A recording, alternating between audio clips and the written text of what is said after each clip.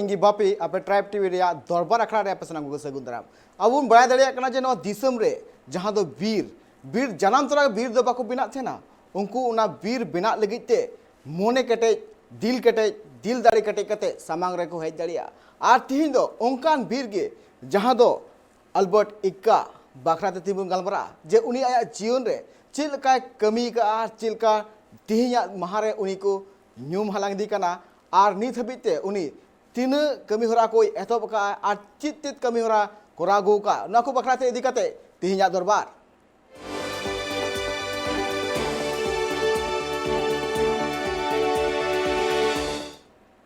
सरी कथा कान गया जेमन बाय दाड़े कना जे आबो नवा दिसम रे अडिगान नुंकान फद मिना का को जहां दो दिसम रे नापाय सहित सुरक्षा व्यवस्था दोहय लगिते निजरा जीविका लाय कदा उनका के मित वीर मिनाय कदिया जहां दो कनाय अल्बर्ट इक्का और उनी निजरा जीवी रे जहां बड़ा दाड़े कना जे इंडिया पाकिस्तान जखन 1971 रे जखन नवा लड़ाई हुई लेना इंडिया पाकिस्तान साव उन घड़ी अडिगान संघर्ष ले आय और अडिगान दिल दाड़ी जहां या मिना कदा उना आरी केटे ले आय और निजरा हड़मो रे 20 खन 25 गोटांग गुली जम कते आज नुआ विजय मिटेंग मारांग मिटेंग जहां दाड़ी थे कना ओना आया उदर सुदर लाया साथे मिटेंग नुआ बालाय कना जे नितो नेलो कना जे आबो नुआ दिसम रे अडिगान फद जहां दो निजे नुआ दिसम रुखिए दोहय लगिते नित हो बॉर्डर करे तैनात मिना का को नुकु दिनम गे उनको बांग जहान परब बांग चेत उनको निजेरा जहां दायित्व को एम का को सरकार उना दायित्व को पालन दी कना आन बुन नेले को जे अडिगान टोठा रे नुआ ड्यूटी होते तेगे आकुआ जीवी को लाय कना आर नुंका गे वीर मिनाय कदिया अल्बर्ट इक्का जहां दो आया जीवी रे चित को चिकाव कदाय आर ओका खन एतब ले आय नुआ संघर्ष लाबुन आंजम लगे तेबन बड़ाई लगे 1971 रे जहां दो झारखंड रे अल्बर्ट इक्का चेलेका पाकिस्तान रेन फद को साव लड़ाई लेनाय और चेलेका पाकिस्तान रेन फद को भारत दिसम रेन फद को लगा ले को अल्बर्ट इक्का जन्म दो 27 दिसंबर 1942 रे हुइलेन तया और उनिया ओड़ा दो हुयु कना झारखंड रिया रांची जारी अतु रे उनी रेन आयु बाबा युतुम दो हुयु कना जुलियस इक्का मरियम इक्का गताक हो आदिवासी गताक रेन हड़ कान गया को अल्बर्ट इक्का दो हुडिंग खन गे आदिवासी तला रे हारा बुरु कनाय और उनी हुडिंग उमर खन गे गाती सावते सेंद्रा इकाल गे अडी नापाये खुशी कान थेनाय उनी हुडिंग उमर खय गे सिकर लगिते बीर कुरे चला कान थेनाय और उनी हुडिंग उमर खन गे फद बिना रिया अडिगान कुकमुई सजाव का थेनाय बय ते अल्बर्ट इक्का हारा बुरु इनाय और 27 दिसंबर 1962 रे बिहार रेजिमेंट रे भर्ती लेनाय जनवरी 1968 रे गार्ड्स ब्रिगेड रेना मिगे पुनाना गठन तायम उनी यूनिट रे को मूव लिदिया 2 और 3 दिसंबर 1971 रे भारत दिसम रेन फद को नींद 2 बजे अक्तो 14 गोटांग अल्फा और ब्रावो कंपनी रेन फद को पूर्व पाकिस्तान रिया गंगा सागर टोठा रे भारत दिसम रेन फद को मार्च को तब लेया जहां टोठा रे उनको को चला कान थे ना ओना टोठा दो दारहा लेखन जायगा थे कना जारे भारत दिसम रेन फद को डांडा कोते दा थे कना एंतर हो उनको तालाम दो बांको बगिलिया इनते उनको मिट पटरी होर रिया आड़े रे तालाम ली को मिता को और पांती आते तालाम को एतब लेया ओना जहां रेल पटरी थे कना ओना ओत हसा कोना 8 खन 10 फीट उसूल थे कना अल्फा कंपनी ओना रेल पटरी रिया लेंगा आड़े को तालामे कान थे ना और ब्रावो कंपनी दो जजा माड़े को तालामे कान थे ना लास्ट नायक गुलाब सिंह और अल्बर्ट इक्का बनार पांती रिया सब खन मांग रे तालाम रिया कथा को मेता किन थे ना उनको बनार बटालियन जितारे नवा आदेश थे कना जहां 3 रेगे पाकिस्तान रेन फद को नेल नाम को उन अक्तो के उनको जितारे अटैक रिया आंदे को मा को थे ना भारत रेने की मिटन फद ओपी कोहली जहां दो पटरी खोना किछि फराक रे तालामे कान थे ना और बनार बटालियन को लई का को थे ना जे पाकिस्तान पटरी आड़े दो माइंस बाय बिछाव करा ओना लगिते पटरी रे तालाम गे नापायो अडी नापाय सहित गे सनाम फद को लहा चला कान थे ना उन अक्तो गे अचका पाकिस्तान बोमे अटैक थे ना और ओना रे वायर ओना पटरी चोट रे थे कना और उनी फद ओना वायर रे कार गुतरा लेदाय इनते आजका गे अडी मरांग मित ब्लास्ट हुई लेना जहां रे ओना ब्लास्ट हुई कान थेना ओना खोना 40 फुट संगी रेगे पाकिस्तान मिटन वंकर तहे कना और ओना वंकर खन गे पाकिस्तान रेन फद को गर्जा होते को रोड लिया जे अकोय मिना पे ओंडे दो उन जखन भारत दिसम रेन फद को कोड़ाम ओसार कते को लई किया जे आम बाबा इनते भारत दिसम रेन फद को ओंडे नीर चला कते पाकिस्तान रेन मिटन फद बोसा कते को गोय लिदिया इनते पाकिस्तान रेन फद को लाइट गोला को आड़ा किया जहांते ओना टोठा किछि गान मार्शालेना और पाकिस्तान रेन और भारत दिसम रेन फद को तलारे सेंगेल सार तुपुन एतब लेना जहां रे भारत दिसम रेन बानार बटालियन गे उनको साव लड़ाई लगिते खुरुमुटुर को छोटो कान थेना पाकिस्तान रेन फद को साव लड़ाई लगिते भारत दिसम रेन जहां 120 बटालियन रेन बारिया टीम को चलाव कान थेना उनकिन बानार टीम किन हटिंगेना मिड टीम दो ओना ठावरे तहे कान मिड गडिया पिंडे रिया उकु उकुते ओना ठावरे पाकिस्तान जहां तिना गे वंकर को तहे कना ओना वंकर को मिमी कते ब्लास्ट रे कथा को ठगो गोटा लेया और मिड टीम दो सुजी पाकिस्तान रेन फद को जितारे को अटके कान थेना भारत दिसम रेन फद को तारिंग रे गुलीते बजाव कान रे हो आकुआ जहां टारगेट तहे कना आकुआ जहां एनएम तहे कना ओना कमी होरा रे को छोटो कान थेना उन घड़ी अल्बर्ट एक्का पाकिस्तान मिड गुली अल्बर्ट एक्कावा हटो रे जॉस कते उनी भिंदड़ लेनाय भिंदड़ तायम उनी दोहराते बिरि तिंगुइनाय और ओंडे मार्शल हो बांग थे कना और अल्बर्ट एक्का आजा तारिंग ए जोटेल ले आय आरा तारिंग ने जोटे कते बुझो कि आय नोआ मा पाले खान उद्गार दा कना मेनखान जहां लेकाते ओना लाठा लाठा बुझे कानते ना उनी उयहर किदा जे बांग नोआ दो उद्गार दा दो बांग कना मयांग कान गया इने तायम उनी आजा जहां मोने दाड़ी मेना कदा ओना आर हो जस्ती केटे किदा और साब का थेन जहां बंदूक ओना आर हो उरी सहिते साब केटे किदा उनी तिंगु कते टिल डाउन कते उनी ताबेरते मांग से लहा कान थेनाय मांग से लहाते उनिया हासु हो उनक गे जस्ती बढ़ती इदी कान थेना अल्बर्ट एक्का एंते रहो आजा हार बाय मनाव ले आय और लहा से लहा चला कान थेनाय अल्बर्ट एक्का नेले कान थेनाय जे पाकिस्तान रेन जहां तिना गी फद को थे कना उनको भारत दिसम रेन फद को चितारे कंटिन्यू फायरिंग को चलो दी कान थेना जहां ते याम कान थेना जे भारत रेन जहां तिना गी फद को थे कना उनको मिमी कते ओना बंदूक रे गुली तको जसो कान थेना मेनखान अल्बर्ट एक्का नोआ ठेको गोटा ले आय जे नोआ दो बांग मुचे दोआ और जहां हबीते पाकिस्तान रेन फद को जहां तीन हबी बाय गज कोआ उन हबीते नोआ सेंगेल सार तुपुन दो बांग बंदोआ इन तायम अल्बर्ट एक्का ताबेर ते मांग से लहा इदी कान थेना उन ओक्तो मांग रे नेल ले आय पाकिस्तान रेन फद को हुडिंग मांग मिट ओड़ा थे कना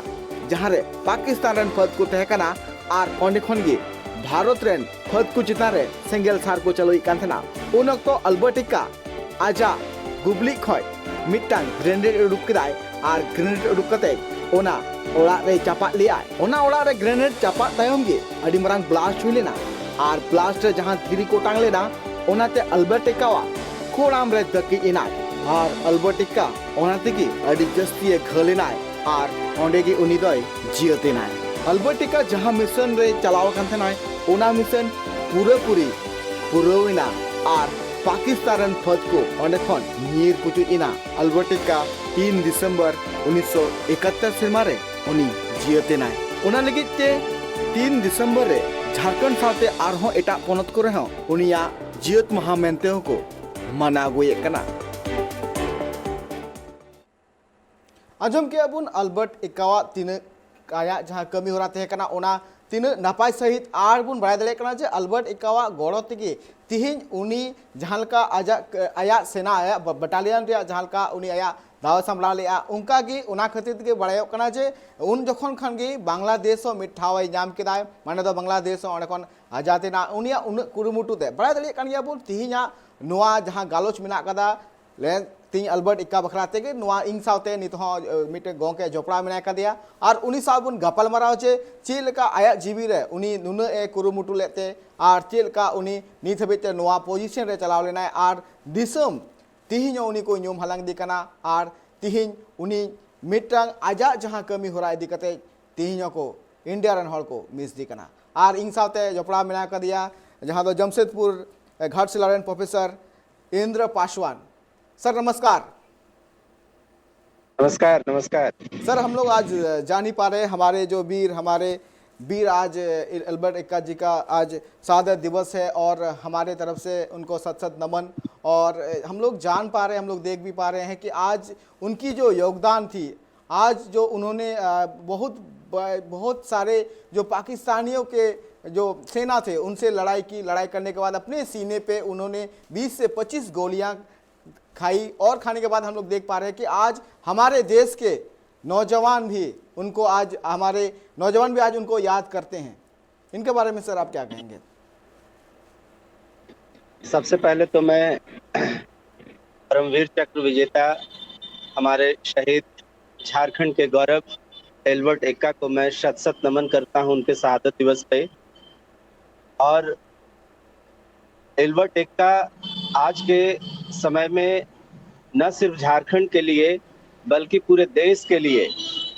वीरता और शहादत के प्रतीक बन गए हैं। जब कभी आज के युवा जब कभी सोचते हैं कि किस रूप में अपनी देश की सेवा करें, तो सबसे पहले खासकर हमारे झारखंडी या दूसरे ग्रामीण इलाकों के जो युवाएं हैं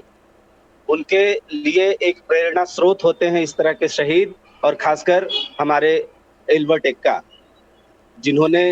वीरता की ऐसी मिसाल पेश की है जो आज भी हिंदुस्तान के करोड़ों युवाओं को लगातार प्रेरणा दे रहे हैं कि कैसे अपनी मातृभूमि के लिए खुद को न्यौछावर कर दिया जाए।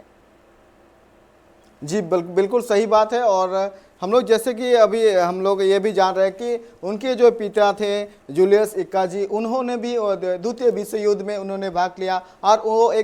उन पे भी एक सेना थे। और जैसे कि हम लोग देख पा रहे हैं कि उनके घर में, उनके परिवार में एक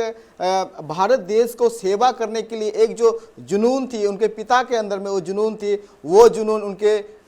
बेटे में भी, अल्बर्ट एक्का जी के भी मन में थी। और उन्होंने देश के लिए भी बहुत सारे ऐसी चुनौती भरे कामें भी की हैं। हाँ बिल्कुल जी। और जैसे कि हम लोग ये भी, और जैसे कि आज जिस तरह की परिस्थितियां अभी आ रही हैं हम लोग देख भी पा रहे हैं और हो भी रही है, जैसे कि हमारे जो युवा हैं वो जैसे कि हमारे अल्बर्ट एक्का जी जिसने हमारे देश के लिए अपने जान की आहुति दी है, उन्होंने बहुत सारे हमारे युवा पीढ़ियों को एक अच्छा प्रेरित किया कि हमारे देश के लिए भी उनके जो कदम बढ़ाए गए थे, उनके जो कदम बढ़ाए थे एक बहुत ही महत्वपूर्ण। और इसके लिए हमारे युवा को भी इसमें योगदान देना चाहिए, आगे बढ़ना चाहिए, इस तरह की चुनौतियां का भी सामना करना चाहिए। इसके बारे में सर आप क्या कहेंगे?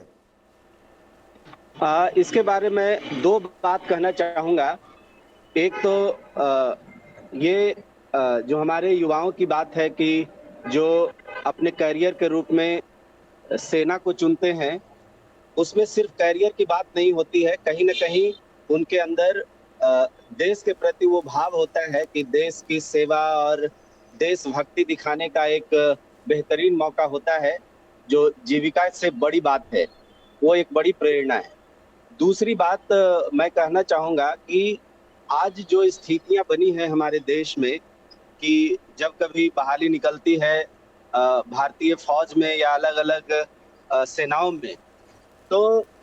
हमारे भारतीयों युवाओं की इतनी बड़ी तादाद होती है वहाँ पे कि हम लोगों को बहुत टफ सिलेक्शन प्रक्रिया अपनानी पड़ती है। ये निश्चय ही जरूरी है कि ये कितना बड़ा चैलेंज का काम है कि जो बेहतरीन युवा हैं वो उसके लिए सिलेक्ट हो। लेकिन दो बातें जो मैं आज प्रमुखता से कहना चाहूँगा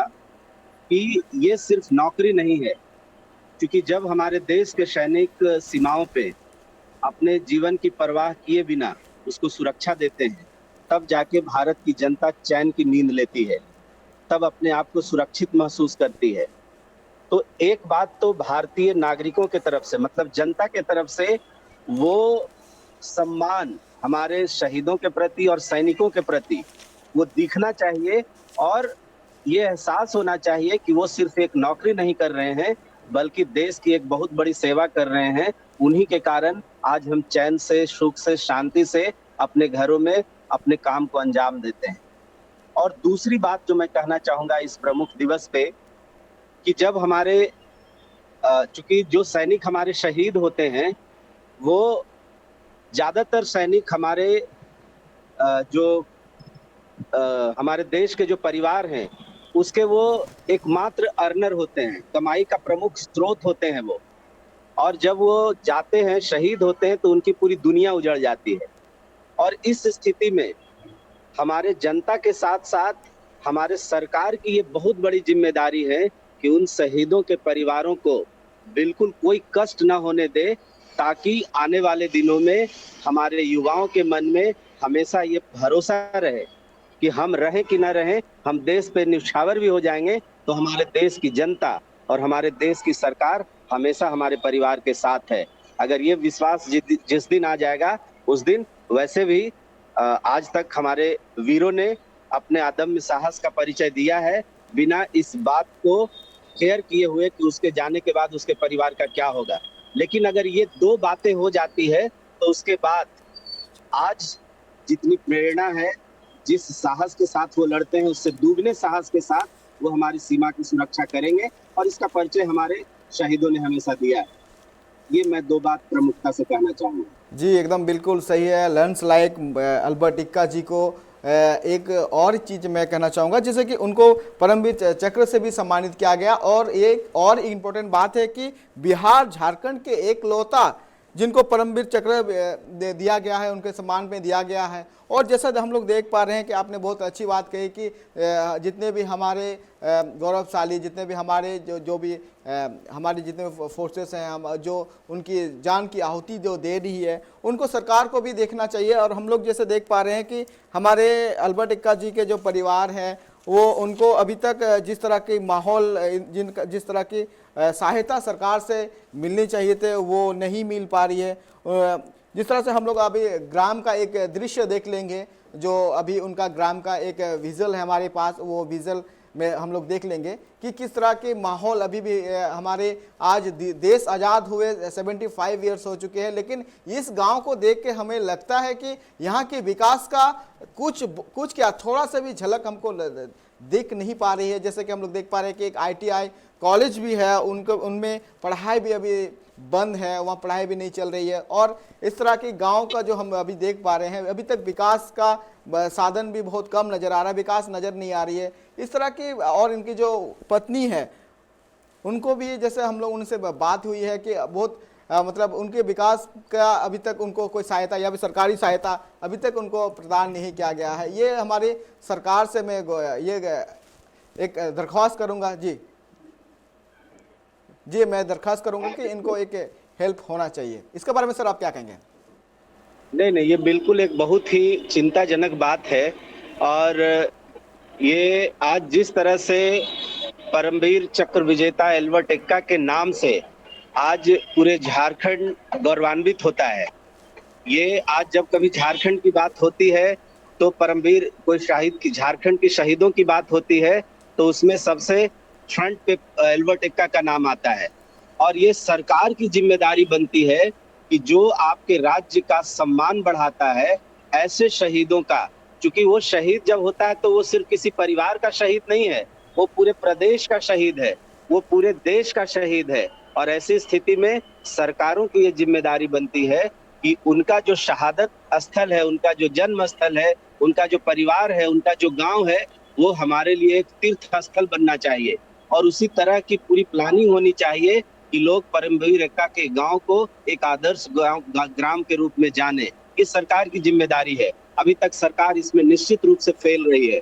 लेकिन आज के समय में आज झारखंड की सरकार है, आज की यहाँ स्थानीय सरकार है, और मैं ये उम्मीद करूंगा कि कम से कम इस सरकार में इस महत्वपूर्ण मुद्दे को वो प्राथमिकता देकर वहाँ पे मतलब चहुमुखी विकास करेंगे। वहाँ के स्कूल, वहाँ के कॉलेज, वहाँ की सड़कें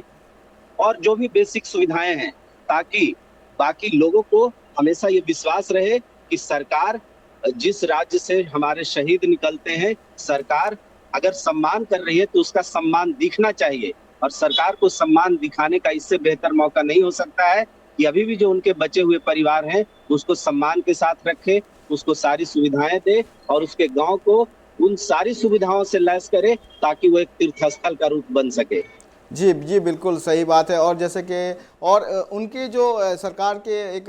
मदद भी करनी चाहिए, और हम लोग ये भी देखना चाहिए, सरकार को ये भी देखना चाहिए कि किस तरह से उनको सहायता प्रदान की जाए, और आने वाले दिन को देख के हमारे युवा भी उसमें प्रेरित हो कि हमारे जो शहीद हैं, हमारे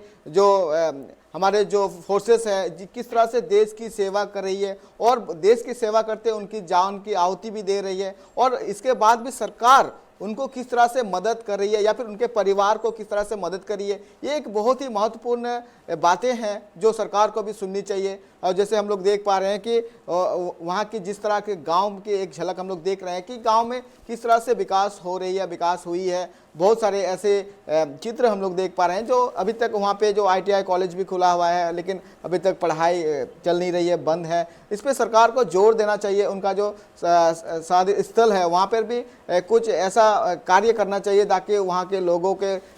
ओनली फॉर झारखंड की बात नहीं है, ये एक गौरवशाली बात है कि वहाँ के जो लोग हैं कि आज हमको ये जानना चाहिए कि आज हमारे वीर हथे आज हम देश के लिए उन्होंने आहुति दी है। ये एक बहुत ही बड़ी बात है। जी एकदम बिल्कुल सही। और एक चीज़ और मैं जानना चाहूँगा, जैसे कि सरकार को तो मदद करनी चाहिए। जैसा कि देखा जाए कि हम अल्बर्ट एक्का जी के बारे में अगर हम जानना चाहेंगे ये कि उन्होंने फौज में रह के वो जब छुट्टी में गांव में घर में आते थे तो वो खेतीबाड़ी करना बहुत ही अच्छा लगता था। वो मिट्टी से जुड़े हुए रहने के लिए उनको बहुत ही अच्छा लगता था। इसके लेके सर आज के युवा को सर आप क्या कहेंगे? एक चीज मैं आपको बता दूं कि आज भी हमारे देश में जितने भी सैनिक हैं वो सारे सैनिक ज्यादातर सैनिक गांव, खेत और किसानी से जुड़े हुए युवा होते हैं, और उस युवाओं में लड़ने और भिड़ने और मेहनत करने का जज्बा जन्म से कूट कूट कर भरा होता है। आज एक समस्या जरूर आई है कि आज के युवा जो खासकर गांव से निकलकर बाहर चले गए हैं और जिसको गांव से कम लगाव है, गांव की मिट्टी से, संस्कारों से कम लगाव है, वैसे युवाओं में थोड़ी सी वो संस्कार में फर्क आया है। लेकिन अभी भी जो हमारे ज्यादातर सैनिक हैं और जो आज रुझान दिखता है गांव के युवाओं में, विद्यार्थियों में, आज गांव के किसी भी बच्चे को पूछिए जो सामान्य परिवार से है तो उसकी पहली प्रायोरिटी होती है कहाँ जाओगे, तो हम सेना में जाएंगे। क्योंकि वो भाव उसके अंदर पहले से भरा हुआ है। और एक और बहुत सारी बातें हैं कि इस तरह के बहुत सारे प्रेरक व्यक्तित्व हुए हैं हमारे प्रदेश से, हमारे देश से, जो हमारे युवाओं को प्रेरित करता है सेना में आने के लिए। और मुझे लगता है कि अगर मैंने जो पहली बात कही कि अगर सरकार का रवैया ठीक हो जाए और देश की जनता का रवैया ठीक हो जाए हमारे सैनिकों के प्रति, तो बाकी दूसरे युवा भी इस क्षेत्र को चुनने में कभी नहीं हिचकिचाएंगे। जी बिल्कुल सही बात है। और हम एक वाइट सुन लेंगे हमारे उसी गांव के एक आदमी का है जो वहाँ के विकास के बारे में दो शब्द उन्होंने भी कही है, वो वाइट में हम लोग सुन लेंगे। हमारी प्रखंड में बुनियादी सुविधा नाम मात्र का हुआ है। यहाँ प्रखंड का कार्य तो पूर्ण हो चुका है, हॉस्पिटल काम अधूरा है, पानी टंकी अधूरा पड़ा है, यहाँ ITI भवन बना है वो भी बन के तैयार है, लेकिन किसी प्रकार का कार्य नहीं हो रहा है। यहाँ के लोगों को काफ़ी मुसीबतों का सामना करना पड़ रहा है। जैसे कि हम लोग देखें कि उस गांव के जिस तरह के माहौल, उस वहाँ के जो जनता है, वहाँ के जो लोग हैं, वो बयां कर रहे हैं कि क्या अभी तक भी वो लोग इस तरह की परिस्थितियों से गुजर रही है। वहाँ की जो हॉस्पिटल है अभी तक वो कंप्लीट नहीं हो पाई है, अभी बन नहीं पाई है, या फिर बहुत सारे ऐसे बाधाएं वहाँ के जो लोग झटकों को झेल रहे हैं। ये एक बहुत ही बड़ा एक बात है और हम लोग ये देख पा रहे हैं उनके जो बात भी हम लोग सुने कि वो लोग कहना चाहते हैं कि इस तरह की परेशानियों का दिक्कत यहाँ पे हो रही है। खास करके सरकार को तो इस पॉइंट पे ज़्यादातर ध्यान देना चाहिए कि हमारे शहीद वहीं से आज देश के लिए अपनी जानों की आहुति दी है और इस तरह की परिस्थितियाँ उस एरिया के लोगों को तो खास करके नहीं होना चाहिए था। अच्छा नसिया एटकेटोड़े हुई कान थे ना मेनखान नोआ हाँ गापालमाराव जहाँ मेना कदा ओना दो तोंगे रेगे थे ना नहीं तो हुई कना हुडिंग मचा जीरो होता रहे जीरो होता टाइम और धोड़ा तीन रोड़ा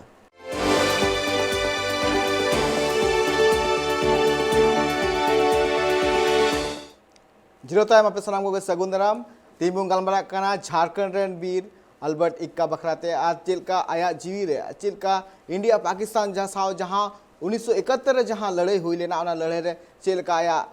एनएम थे कांते उना को बखराते तीन इन साथे निज जोपड़ा में का दिया जमशेदपुर घाटशिला रे professor Indra Paswan okay sir जैसे कि हम लोग देखें जिस तरह की हम लोग बातें उस गांव के लोगों के सुने कि वहाँ पे अभी भी दिक्कतें हैं। खास करके देख रहे हैं कि हॉस्पिटल जो बन रही है वो भी अधूरा है, अभी कितने दिन में बनेगी। ये बहुत ही एक महत्वपूर्ण बातें हैं जो उन्होंने अपनी गांव के लोग जो है वो उसने कहा कि इस तरह की परेशानी उन लोग झेल रहे हैं। सर इनके बारे में सर आप क्या कहेंगे? हाँ जी, एक बार दोबारा बोलिए सर। जैसे कि हम लोग देख पा रहे हैं कि उस गांव के लोगों की बात हमने सुनी और सुनने के बाद ये पता चला है कि उस गांव में जो एक हॉस्पिटल बन रही है वो भी अभी आधा अधूरी है। वो कब तक बनेगी ये पता नहीं है। गांव वाले बोल रहे हैं कि हमें कुछ भी डॉक्टर के कुछ भी हेल्थ व्यवस्था के लिए हमें बहुत दिक्कत होती है, वहाँ से बहुत दूर जाना पड़ता है। सर इसके बारे में सर आप क्या कहेंगे? सर देखिए ये एक बहुत ही बड़ी समस्या है और ये समस्या जब हमारे परमवीर चक्र विजेता और एक शहीदों के सरताज के गांव से जुड़ा हुआ हो तो ज़्यादा कष्टदायक है। वैसे जहां तक शिक्षा हो, स्कूल की बात हो, सरकारी अस्पताल की बात हो, इसकी जो हालात है ना वो पूरे प्रदेश में लगभग एक जैसी है। हॉस्पिटल है, बिल्डिंग है तो उसमें डॉक्टर्स नहीं है, नर्स नहीं है, उसमें जो मूलभूत सुविधाएं हैं उसका अभाव है, स्कूलों के भी कमोबेश वही स्थिति है। तो ये तो एक चिंताजनक बात है और न सिर्फ हमारे शहीद के गांव की बात है ये, बल्कि ये पूरे प्रदेश की बात है और सरकार को इस पे सचमुच में बहुत काम करने की जरूरत है जी। मैं एक टीचर के रूप में मैं जब जाता हूँ, हम लोगों का बहुत तरह से जुड़ाव है गाँव के साथ, तो मैं वहाँ जब देखता हूँ तो लगता है कि जो बच्चे आज अगर कुछ करके मेहनत से अगर कोई करियर बनाते हैं, इसमें निश्चित रूप से उस बच्चे और उस परिवार की बड़ी भूमिका होती है। जो व्यवस्थागत और सरकार के तरफ से जो सहायता और सहयोग और जिस तरह की व्यवस्था बननी चाहिए उसमें बहुत कमियां हैं। तो ये एक बहुत बड़ा क्षेत्र है जिस पे सरकार को ध्यान देना है, क्योंकि आम जो जीवन है ना हमारे प्रदेश का वो पूरी तरह से सरकारी व्यवस्था पे आधारित है। आप जानते हैं कि जिस तरह के हालात में हमारे लोग रहते हैं उसमें उसकी इतनी अच्छी स्थिति नहीं है कि वो अपने बच्चों को बेहतर प्राइवेट स्कूल में पढ़ाए, या जब कभी उसकी मुसीबत हो, बीमार हो तो बड़का हॉस्पिटल में, प्राइवेट हॉस्पिटल में जाकर वो इलाज करवाए। तो पूरी तरह से डिपेंडेंसी है एक तरह से कह लीजिए सरकारी व्यवस्था पे। और जब पूरी डिपेंडेंसी है और वहाँ की हालात खराब है तो आप कल्पना कीजिए कि किस हालात से गुजरते होंगे हमारे प्रदेश या देश के जो आम जनता है, जो ग्रामीण जनता है। और ये बात तो दुखद है कि बाकी जगह तो स्थितियां खराब है, कम से कम जिसने हमारे प्रदेश को, हमारे राज्य को पहचान दिलाई, कम से कम सरकार को इस बात का ख्याल जरूर रखना चाहिए कि ऐसे लोगों के गांव में वो सारी सुविधाएं हो, क्योंकि वो गांव का बहुत बड़ा, उस परिवार का बहुत बड़ा योगदान होता है किसी युवक को बनाने में। उस गांव से पैदा हुआ जज्बा था जो उस युवक में आया और उसी जज्बे ने आपके देश को, आपके राज्य का नाम को रोशन किया। तो ये मैं तो कहूंगा कि ये शर्मनाक स्थिति है और सरकार को इस पे बिल्कुल सचेत होकर काम करना चाहिए। और मुझे उम्मीद है कि ये झारखंड की जो सरकार है आने वाले दिनों में जरूर इस बात को ख्याल रखेगी और उसको एक आदर्श ग्राम के रूप में परमवीर चक्र विजेता हमारे अल्बर्ट एक्का के गांव को एक आदर्श गांव बनाने का प्रयास करेगी। जी एकदम बिल्कुल सही बात है। उस ग्राम को, उस गांव को, उस एरिया को जिस तरह से आज भी उस एरिया से प्रेरित होकर चाहिए एक आदर्श ग्राम बनना चाहिए। और आपने एक बात अभी कही कि जैसे कि उनके जो माता पिता थे, उनके जो पिता थे जूलियस एक्का जी, उन्होंने दूसरे विश्व युद्ध में उन्होंने एक सेनानी के रूप में थे, उसने भाग लिए थे। और भाग लेने के बाद उनके जो पुत्र हैं अल्बर्ट एक्का जी को भी उनके जो माता पिता थे उन्होंने भी कुछ ऐसा सोचे होंगे कि आज हमारे जो बच्चे को भी हम लोग सैनिक बनाएंगे, देश के लिए एक सेवा करने का उनको भी एक रास्ता दिखाएंगे। ये हर कोई माता पिता चाहता है कि हमारे जो लड़के हैं, हमारे जो बच्चे हैं, उनको आगे बढ़ने के लिए हमारे इस रास्ते पे जाने से उनको ये प्रॉफिट होने वाली है। तो आजकल जिस तरह के चेंजेस दिखे जा रहे हैं, आज तक के जो युवा हैं उनके अंदर में और क्या क्या चेंजेस देखने को मिल रही है सर? नहीं देखिए, आजकल मैं तो कहता हूं कि जो युवाएं हैं, युवा एक प्रोडक्ट है अपने परिवार का, अपने स्कूल का, अपने समाज का और अपनी व्यवस्था का। तो निश्चित रूप से जो युवा एक जो जिसमें आपको जज्बा दिखता है, जिसमें साहस दिखता है, जो बच्चे आज मानसिक रूप से मजबूत हैं, इसमें निश्चित रूप से वो सारा परिवेश का बहुत बड़ा हाथ होता है। और जब बच्चे बड़े होते हैं तो उसको लगता होगा, या ये बहुत आज का ये ट्रेंड है कि बच्चे ये कहते हैं कि मैं जो खुद हूँ, लेकिन आप उसको अगर ठीक से परखिएगा तो बेसिकली हम लोग कहते भी हैं कि बच्चे का पहला स्कूल उसकी माँ होती है। वो बेसिक संस्कार माँ से मिलता है, उस परिवार से मिलता है, पिता से मिलता है, गांव से मिलता है, समाज से मिलता है, उसके अपने कल्चर से मिलते हैं। तो निश्चित रूप से ये सारे लोगों की भूमिका होती है, ये सारे चीजों की भूमिका होती है एक युवा को बनाने में, उसके अंदर जो जज्बा है उसको पैदा करने में। तो उसके जाने के बाद जिन लोगों ने उसको बनाने में मदद की है, मूलतः मैंने कहा कि उसका परिवार और उसका गांव, उस बात की ख्याल जरूर रखा जाना चाहिए, सरकार को भी और आसपास के लोगों को भी, खासकर आम लोगों को भी। क्योंकि जो भी हम आप जो हैं या हम जो हैं, उसी परिवार की बदौलत है, उसी गांव की बदौलत है, स्कूल की बदौलत है, शिक्षकों की बदौलत है। तो इस बात का ख्याल जरूर रखना चाहिए, क्योंकि आदमी वही होता है जो उसके परिवेश होते हैं, मेरा ये मानना है। जी बिल्कुल सही बात है। और सही बात आपने भी कही कि क्योंकि हम लोग जो अभी जिस तरह की अभी युवाएं हैं उनको लगता भी ये है कि हम जो अपने प्लेटफॉर्म पे आगे बढ़ रहे हैं, हमारे जो मकसद है वो हम खुद से हम लेना चाहते हैं कि, और उनके जो परिवार, उनके जो माता पिता हैं वो भी जिस रास्ते पे उनको ले जाना चाहती है, फिर युवा वो कह रही है कि नहीं, मुझे इस रास्ते पे नहीं जाना है, मैं अपने मंजिल खुद तय करूँगा। ये एक बहुत ही एक अच्छा नहीं लगता है, क्योंकि जो माता पिता उनको जन्म दिए हैं, उनको छोटा से एक बड़ा करने के बाद उनके जो सपने हैं उनको भी ध्यान में रखते हुए उन बच्चे को या फिर उन युवा को ये टारगेट उनको पूरा करना चाहिए। और जैसे कि हम जानते हैं कि जैसे हमारे जो माता पिता हैं वो उन्होंने भी हमारे भले के लिए है बहुत सारे कुछ ऐसे सोच के रखे हैं कि आने वाले दिन हमारे बच्चों के लिए ये लाभदायक है, ये हानिकारक है, ये करने से उनको ये प्रॉफिट होने वाली है, आगे जाने के लिए उनको ये प्लेटफॉर्म से गुजरने से ये उनको लाभ मिलेगा। ये बहुत सारी ऐसी बातें हैं जो हम अपने खास करके जितने भी सामने की जो जितने भी परेशानी आती है, हम पहले जैसे माता पिता को बताना चाहिए, क्योंकि हाँ जितने भी रीज़न, जितने भी प्रॉब्लम्स क्रिएट होते हैं, सारे प्रॉब्लम्स का सोल्यूशन माता पिता ही करते हैं। सर इसके बारे में सर आप क्या कहेंगे सर? देखिए, एक बात तो सही है कि आज जिस तरह का ट्रेंड हुआ है उसमें जो हमारे मूलभूत संस्कार हैं उससे कहीं ना कहीं बच्चे वंचित हो रहे हैं। खासकर जो ये आधुनिक तकनीक है, या आज जिस तरह के खासकर प्राइवेट स्कूलों में जिस तरह से पाठ पढ़ाए जा रहे हैं हमारे बच्चों को, तो ये एक बहुत बड़ा चैलेंज है वर्तमान पीढ़ी के साथ। आजकल बच्चे हमारे सामूहिकता से कट रहे हैं, और मुझे लगता है कि इसमें बहुत बड़ी भूमिका है मोबाइल की, कंप्यूटर की, इंटरनेट की। आप गांव में तो थोड़ी कम समस्या है, लेकिन आप जब शहरों के बच्चों को देखेंगे, वो भले ही वो साधारण परिवार के बच्चे हों, आज उसका सबसे बड़ा दोस्त मोबाइल है और मोबाइल में वो इतना सिमट गया है कि उसको लगता है कि पूरी दुनिया ही वही है। और इसका एक बहुत बड़ा हानिकारक प्रभाव पड़ रहा है आज के हमारे युवा पीढ़ी पे। तो कहीं न कहीं हम लोगों को एक बार रुक के इसको सोचना चाहिए। और जिस तरह से आधुनिकता के दौड़ में हम लोग चारों तरफ शहरों के आस-पास देखिए मैदान नहीं रह गए हैं। आजकल पहले जिस तरह से बच्चों के ग्रुप हुआ करते थे, टोलियाँ हुआ करती थी, आज वो गायब हो गए हैं। आज सारे बच्चे अगर स्कूल में मिलते भी हैं, तो वो गैजेट्स की बात करते हैं, वो नई-नई तकनीकों की बात करते हैं और भी बहुत तरह के मटेरियल है इंटरनेट पे, मोबाइल पे उसकी बात करते हैं।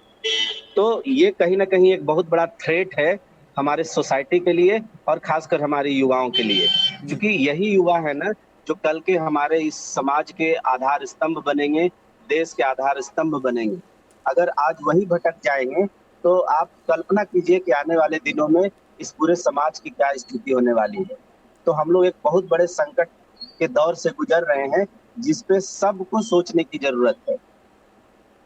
जी, जी, बिल्कुल सही है। और जैसे भी हम लोग देख पा रहे हैं कि जो ज़्यादा यूज़ किया जाए, यूज़ करने के बाद भी स्वास्थ्य के लिए भी हानिकारक हो। जो लिमिटेशन जो बनाई गई है, जो लिमिट बनाई गई है, अगर आप अपने फ़ायदे के लिए यूज़ कर रहे हैं, तो आपके लिए बहुत ही लाभदायक है। जी, और ज़्यादा हम लोग देख पा रहे हैं कि वही फ़ायदे ज़्यादा यूज़ करने के बाद वो अनफ़ायदा हो जाता है, वो हानि होता है शरीर के लिए, या फिर पूरा आप उसमें कन्वर्ट हो जाते हैं। फिर वो क्या होता है ना कि फिर लगता है कि आप मोबाइल नहीं, मोबाइल आपको ही यूज़ कर रहा है। ये बहुत ही ये देखा जा रहा है, शायद आप देख भी रहे हैं, और बहुत ऐसी घटनाएं भी घट रही है। जैसा आम दिन में हम देख पा रहे हैं कि कोई गेम खेलते हुए उनका एक्सीडेंट हो गया, फिर छत से गिर गया। बहुत सारी ऐसी समस्या आ रही है, ये हम लोग देख पा रहे हैं। लेकिन और भी चीज़ है जो ये बात है कि बहुत सारे युवाएं जो हैं अभी ये मल्टीमीडिया की सहायता से अपने करियर को भी बना रहे हैं और अपने जो सपने हैं उनको भी वो पूरा कर रहे हैं। सर, इसके बारे में सर आप क्या कहेंगे सर? देखिए ये बात तो बिल्कुल सही है कि जो भी आज के ज़माने में जो गैजेट है, जो स्मार्टफ़ोन है, उसमें पूरी दुनिया की जानकारी है। अब सवाल ये है कि आप हमारे पास मोबाइल है तो हम उसका किस तरह से उपयोग करते हैं। क्योंकि जो जो चीज़ें आपने कहा कि कोई भी चीज़ का जो एक्सेस है, ज़्यादा कोई भी चीज़ नुकसानदायक है। लेकिन जिस तरीके से इस कोरोना काल ने जो एक स्थितियाँ उत्पन्न की है, उसमें आज ये हमारे जीवन का एक अभिन्न पार्ट बन गया है। आज छोटे-छोटे जो 2 क्लास 3 क्लास के बच्चे हैं, वो भी आज सारे लोगों की पढ़ाई मोबाइल में हो रही है। तो अब जिस चीज़ के लिए बच्चों को डाँटा करते थे कि मोबाइल मत छुओ, उससे दूर रहो, आज हम लोग उसको खरीद-खरीद के दे रहे हैं। बहुत सारे ऐसे भी परिवार हैं जिसको बहुत परेशानी है, वो कहीं न कहीं से जुगाड़ करके, कर्जा करके भी स्मार्टफ़ोन खरीद के दे रहा है, क्योंकि उसी के सहारे उसकी पढ़ाई चल रही है। ये बात तो आज का ट्रुथ है। लेकिन अब ये हमारे पास एक चैलेंज ये है कि हम कैसे अपने बच्चों को, ये इस जनरेशन को कैसे हम लोग उसको प्रवृत्त करें कि उसके जो उपयोगी चीज़ें हैं, उसको हम लोग अपने जीवन में शामिल करें या उसका उपयोग करें। और आप जानते ही हैं, है ना, विज्ञान में हम लोग पढ़ते हैं कि जो नकारात्मक शक्तियाँ होती हैं, नेगेटिव फोर्सेस होते हैं, वो ज़्यादा स्ट्रॉन्ग होता है, वो ज़्यादा आकर्षित करती है। कहीं न कहीं इसका प्रभाव में हमारे आज बच्चे आ गए हैं। लेकिन ऐसे ही स्थितियों में आज पेरेंट्स का, टीचरों का भूमिका बढ़ जाती है कि कैसे वो अपने बच्चों को उसके अच्छाई की तरफ प्रवृत्त करें। क्योंकि पूरी दुनिया की जानकारी है उसमें। अगर आप सचमुच में मोबाइल का पढ़ाई के लिए उपयोग करना चाहते हैं, जानकारी के लिए उपयोग करना चाहते हैं, तो सब कुछ है वहाँ पे। लेकिन थ्रेट क्या है वो आप जानते हैं, किस तरह से बच्चे उसका गलत उपयोग कर रहे हैं। क्योंकि मैं एक टीचर हूँ, मैं कॉलेज में देखता हूँ कि हमारे बच्चे कहीं पे भी किनारे में बैठ जाते हैं, वो पबजी खेल रहे हैं, अलग-अलग तरह के ऑनलाइन गेम खेल रहे हैं। बहुत कम ऐसे बच्चे मिलते हैं जो कहीं किनारे में बैठ के उसपे गूगल पे कोई मटेरियल सर्च कर रहे हो, कोई इन्फॉर्मेशन हासिल कर रहा हो, बहुत कम ऐसा दिखता है। तो ये एक बहुत बड़ा चैलेंज है और जिसमें हम सब लोगों की भूमिका है कि उसको कैसे ठीक रास्ते पे लाया जाए। क्योंकि मोबाइल से अब अलग नहीं कर सकते हैं बच्चों को। अब उसका उपयोग कैसे बेहतर हो, इसके लिए हम सबको मिलकर प्रयास करना पड़ेगा। जिसके लिए मैं लगातार प्रयास करता हूँ अपने महाविद्यालय में। जो बच्चे झुंड बना के मोबाइल देखते रहते हैं, मैं वहाँ जाता हूँ, उससे पूछता हूँ कि क्या कर रहे हो। अगर वो कुछ गलत चीज़ या कुछ गेम उम खेल रहे थे, मैं उसको टोकता हूँ और उसको समझाता हूँ कि बेटा इससे पूरी दुनिया की जानकारी है, तुम्हारा सिलेबस है, सिलेबस से जुड़ा हुआ टॉपिक है, आप उसको पढ़ो, आप उसको देखो, नहीं समझ में आता है फिर अपने टीचरों के पास आओ। तो ये प्रयास मेरे जैसे और भी बहुत लोग कर रहे होंगे, लेकिन इसको एक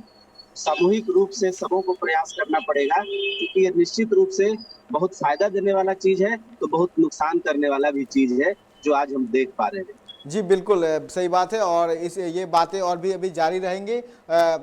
और जैसे कि हम आपने कहा कि हमारे जो युवा पीढ़ी है वो इस तरह की परेशानियों से अभी भी मतलब वो उभरना चाह रही है और उभर भी रही है। और जैसे कि हम लोग देख पा रहे हैं कि हम लोग जान भी रहे हैं कि ज़्यादा हम लोग मोबाइल का भी यूज़ ज़्यादा कर रहे हैं, और अपने मोबाइल को यूज़ करते हुए बहुत सारे ऐसे युवा हैं जो मोबाइल के थ्रू ही अपना करियर को भी बना रही है, और आने वाले दिन में जितने भी प्रॉब्लम परिस्थितियाँ हैं उनको भी वो पार करके आगे बढ़ रही है। लेकिन कुछ कुछ जो ऐसे युवाएं हैं जो अभी तक उनमें जो उनके लिए क्या हानि है, उनके लिए क्या पॉजिटिव है, क्या नेगेटिव है, ये अभी तक वो निर्धारित या फिर वो उनके बारे में वो ज़्यादातर नहीं जानती हैं। लेकिन हम लोग जैसे फिर से हम बात ये करेंगे कि हमारे अल्बर्ट एक्का जी जैसे कि हमारे एक युवा पीढ़ियों को एक मैसेज दिए हैं कि किस तरह से आप अगर अपने मकसद पे अगर आप कामयाब रहते हैं तो आने वाले दिन में आप एक वजल आपको एक लाइफ मिलने वाली है, आपको एक अच्छा सम्मान मिलने वाला है, और आप अगर अपनी फोकस को जो सही मायने पर रखते हैं तो आने वाले दिन आपके लिए बहुत ही लाभदायक होने वाली है। सर इसके बारे में सर आप क्या कहेंगे सर? मैं आपको एक जानकारी भी शेयर करना चाहता हूं इसी सवाल के जवाब में, कि किस तरह से इस आधुनिक तकनीक ने हमारे ग्रामीण बच्चों को फायदा किया है। इसका एक बहुत बड़ा मिसाल है। आप जानते होंगे कि इस पूरे कोल्हान में एक मिशन चलता है, डिजिटल लाइब्रेरी कोल्हान ग्रुप करके, जी जिसके प्रणेता हैं श्री संजय कच्छप जी, जी जिसको हम लोग लाइब्रेरी मैन के रूप में जानते हैं। जी जी जी और इसने इतना जबरदस्त प्रभावित किया है ग्रामीण इलाकों को, कि आज कोल्हान क्षेत्र में, खासकर आपका घाटशिला क्षेत्र हो कि चाईबासा क्षेत्र हो, आपका चक्रधरपुर क्षेत्र हो, सरायकेला क्षेत्र हो, गोयलकेरा क्षेत्र हो, सुदूरवर्ती जो एकदम बीहड़ है, वहां पर आज डिजिटल लाइब्रेरी बनाया जा रहा है। और आपको जानकर खुशी होगी कि वो ग्रामीण बच्चे जो सुविधा विपन्न है, जिसके पास न ठीक से पढ़ने का संसाधन है, न कॉपी मिलती है, न कलम मिलती है, और बाकी जो आधुनिक सुविधाएं हैं उसकी आप तो कल्पना ही नहीं कर सकते। और इस मिशन ने कम से कम ये भरोसा दिलाया है, और उसमें सिर्फ भरोसा नहीं, उसने कई जगहों पे साबित किया है कि जो शहरी बच्चों को जो संसाधन मिलते हैं वो सारे संसाधन आज ग्रामीण बच्चों को मुहैया कराया जा रहा है। और ये पिछले लगभग 14 सालों से ये प्रयास जारी है, और आज को जानकर बहुत अच्छा लगेगा कि इस प्रयास के चलते आज सैकड़ों ग्रामीण युवाएं अपने एक बेहतर कैरियर का मुकाम पाए हैं। तो किस तरह से ये जो आज के आधुनिक तकनीक है और जो आधुनिक संसाधन है उसका अगर बेहतर प्रयोग हो, आप देखिएगा जो लाइब्रेरी मिशन में जो पुस्तकालय बने हैं वहां पे आप जाकर देखिए, वहां पे कंप्यूटर्स हैं, वहां पे प्रोजेक्टर्स हैं, वहां पे प्रिंटर हैं, वहां इंटरनेट है, टीचर नहीं होते हैं तो बच्चे यूट्यूब पे चला करके वहां सारी जो उसकी जरूरत की जानकारियां हासिल करते हैं। और कई बार तो दूर से भी कोई टीचर सक्षम है तो वो क्लास लेते हैं और बच्चे वहां उसका फायदा उठाते हैं। जी तो जी जी ये एक ऐसा मिसाल है जिससे बहुत कुछ सीखा जा सकता है, कि अगर सही रास्ते से, सही ढंग से इस तकनीक का उपयोग किया जाए तो न सिर्फ लोगों का बल्कि पूरे क्षेत्र का, पूरे राज्य का तस्वीर बदली जा सकती है। जी बिल्कुल तो ये बिल्कुल तो हमारे बिल्कुल पास मिसाल के रूप में। बिल्कुल सही बात है। और हमारे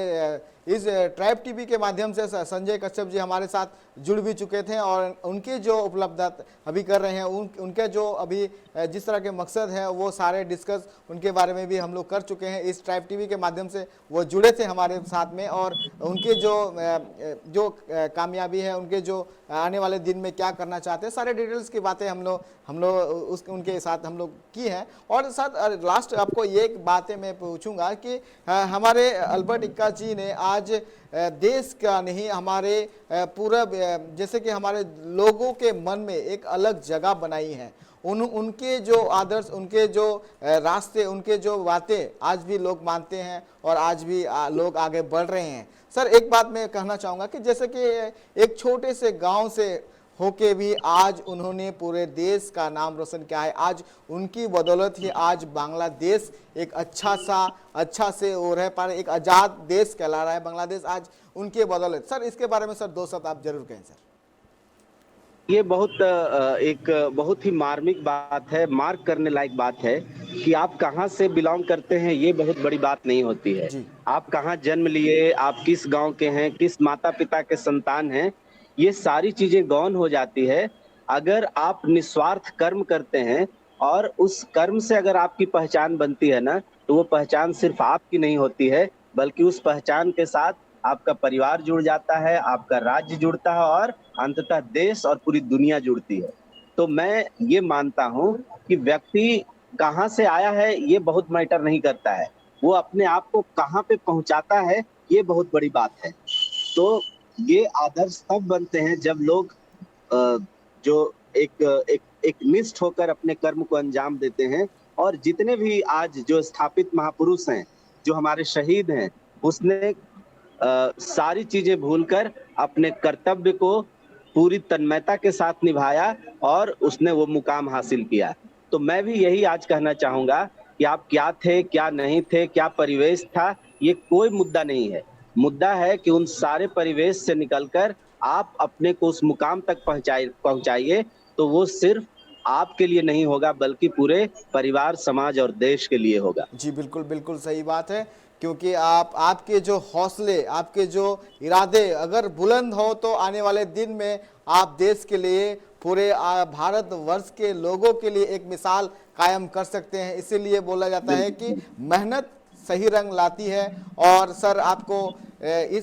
हमारे इस प्रोग्राम में जुड़ने के लिए बहुत बहुत शुक्रिया। और आपने बहुत सारी ऐसे बातें रखी, वो भी हमारे ट्राइब टीवी के दर्शकों को वहाँ तक आपकी बातें पहुँच चुकी हैं। और हमारे साथ जुड़ने के लिए सर आपको बहुत बहुत धन्यवाद।